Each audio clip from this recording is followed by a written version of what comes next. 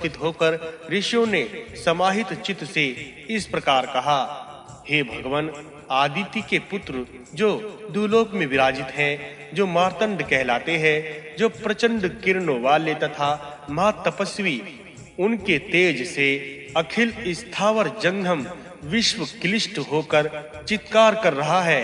हे प्रभु, आप क्यों अपेक्षा कर रहे हैं? हम भी भीत त्रस्त हैं। तेज से सम्यक रूपेण विमोहित होकर धूलोक, भूलोक तथा अंतरिक्ष लोक में कहीं भी कल्याण नहीं पा रहे हैं। ऐसा कहने से, उनके इस प्रकार कहने से भगवान कमलासन ब्रह्मा कहते हैं, तुम्हारे साथ मैं इन देव की शरण लेता हूँ। तदंतर श्रेष्ठ पर्वत के वंशधर उदयाचल के शिखर पर अवस्थित सूर्य देव के लिए प्रजापति गण के साथ वे सब स्तुति करने लगे। ब्रह्मा जी कहते हैं, हे देव श्रेष्ठ, जो किरण मालिन, आपको नमस्कार है। नमस्कार है प्रभु, आप प्रणत जनों के लिए हितानुकंपी है। आपको नमस्कार है। नमस्कार है। त्रिभुवन के प्राणियों के रक्षक, यज्ञ क्रिया का शुभ फल देने वाले, आपको बार बार नमस्कार है। बालखिल्य, अप्सरा, किन्नर, सर्पगण, सिंह, गंधर्व, पिशाच, गुहा तथा यक्ष, राक्षस और चारण श्रेष्ठ द्वारा पूजित तथा स्तुति आपको नमस्कार है। जब तेज, हिम तथा जल सृष्टि के द्वारा देहधारी गण में रस की सृष्टि करते हैं, तब आपकी किरणों द्वारा सागर के साथ साथ समस्त जगत का भी शोषण किया जाता है। सर्वदा वेद स्तुत तेज प्रकाशक, आपको नमस्कार है। जड़, अंध, मुक, बधिर, कुबज, दद्रु, कुष्ठ, कृमि, शारित, व्रणयुक्त तथा काश रोगी गण को आप पुनः नवीन शरीर सा कर देते हैं।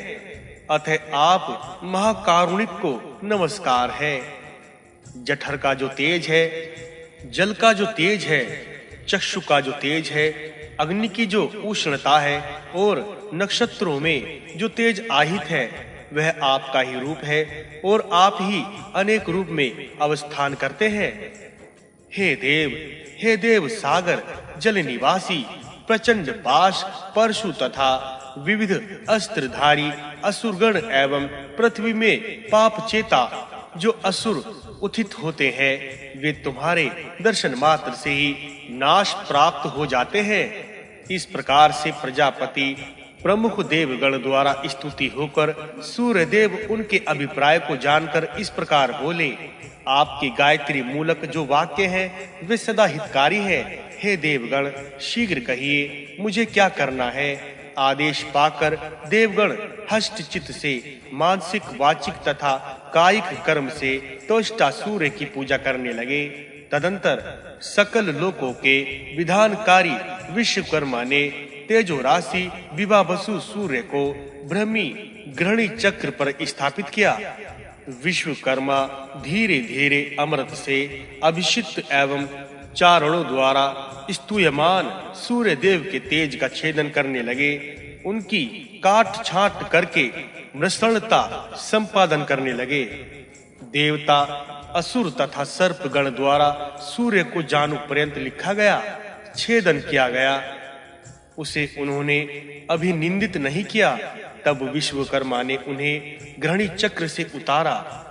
तब से सूर्य के चरण द्वय नित्य संवृत है तथा वे हृदय को तप्त करने वाले तेज से युक्त हैं। इन सूर्य का तेज, जो तेज खंडित किया गया था, उससे चक्र निर्मित हुआ और उस चक्र से विष्णु भगवान ने अति तेजस्वी असुरों का विनाश किया। महामती विश्वकर्मा ने उस तेज से शूल, शक्ति, गदा, चक्र, धनुष, बाण तथा परशु का निर्माण करके देवताओं को प्रदान किया। ब्रह्मा के मुख से निर्गत इस स्तोत्र को प्राप्त तथा साय संध्या काल में जो जपता है, वह पुरुष अपने कुल को पवित्र करता है और उसे व्याधि जनित पीड़ा नहीं होती। वह पुरुष प्रजायुक्त तथा सिद्ध कर्मा होकर शताधिक वर्ष तक जीवित रहता है एवं पुत्रवान, धनवान होकर सर्वत्र विजय होता है।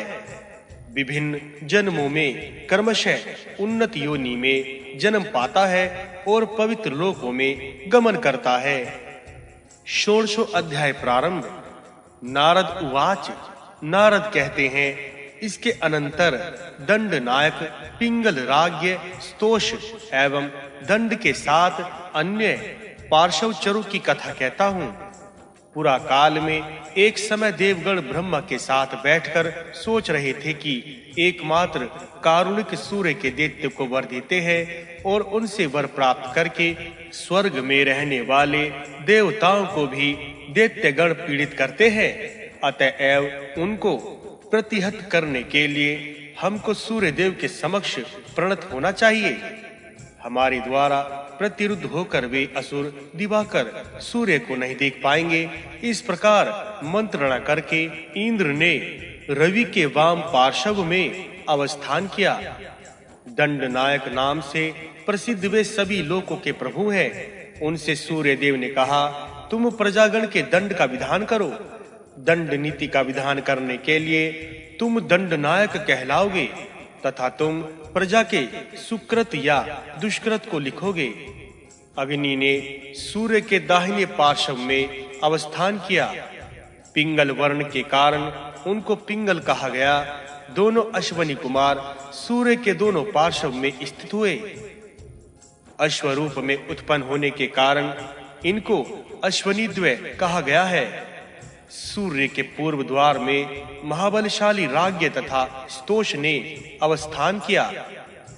कार्तिकेय राज्य नाम से तथा हर स्तोष नाम से अभिहित है। राज्र धातु का अर्थ दीप्ति है और प्रत्यय अर्थ ना इससे युक्त होता है। देवगण के सेनापति रूप से वे सर्वदा दीप्तिमान रहते हैं। तुस धातु का अर्थ है गति। यह प्रत्यय अर्थ से सा से युक्त है जो अत्यंत गमन करते हैं। इस अर्थ में हर को स्तोष नाम से अभिहित किया गया है। यह राज्य तथा स्तोष का वर्णन किया गया है। खर मुख वीवर दुर्ति कर्मणीय दो जन द्वार पर स्थित है। वे पक्षी तथा प्रेतों के अधिपति हैं। उनको कलमाश तथा पक्षी भी कहते हैं। उनमें जिसका वर्ण धवल है उसे कलमाश कहते हैं। जिसे पंख पक्ष है वह पक्षी है। यहाँ गरुड़ को ही पक्षी कहा गया है। सूर्य के दक्षिण में जांधकार तथा माठर रहते हैं। चित्रगुप्त को जांधकार एवं काल तथा यम को माठर कहा गया है। यम का अर्थ साधन करते हैं। महामती चित्रगुप्त जांद शब्द का अर्थ है प्रयोजन। इसलिए यम का सब समय सर्व प्रयोजन साधक होने के कारण चित्रगुप्त जांधकार कहे जाते हैं, क्योंकि नित्य दक्षिण दिशा में ये निवास करते हैं। और मठ धातु का अर्थ है निवास, इसलिए काल को माठर कहते हैं। प्राप्नुयान तथा शुताप रवि के पश्चिम में स्थित है। वरुण को शुताप तथा सागर को प्राप्नुयान कहते हैं। सूर्य के उत्तर विनायक के साथ कुबेर स्थित है। कुबेर धनद है तथा हस्ती रूप विनायक है। रेवंत तथा दंडी दोनों सूर्य के पूर्व में स्थित है। उनमें दंडी को रुद्र जानना चाहिए तथा रेवंत रवि पुत्र है। ये सभी सूर्य के अनुचर हैं। इनकी संख्या मुझसे सुनो। माठर, जांधकार, धनद, विनायक, प्राप्नुयान, शुताप, कलमाश, पक्षी, अश्वनी कुमार, दंड नायक, पिंगल, खर, द्वारिक तथा राज्य, सतोष, रेवत तथा दंडी ये सभी उनके अनुचर कहे गए हैं। संक्षेप में इन 18 अनुचरों का वर्णन किया गया है। ये सभी दानवों को बाधा देने वाले नाना प्रकार के अस्त्र तथा आयुध धारण करके सूर्य को घेर के सदा अवस्थित रहते हैं। स्वरूप, अन्य रूप, विरूप, काम रूप तथा भानु रूप देवतागण सूर्य को घेर कर अवस्थान करते हैं। वामन्य रूप प्रसिद्ध रंक, यजु तथा साम नाना रूपेण सूर्य के चारों ओर स्थित रहते हैं।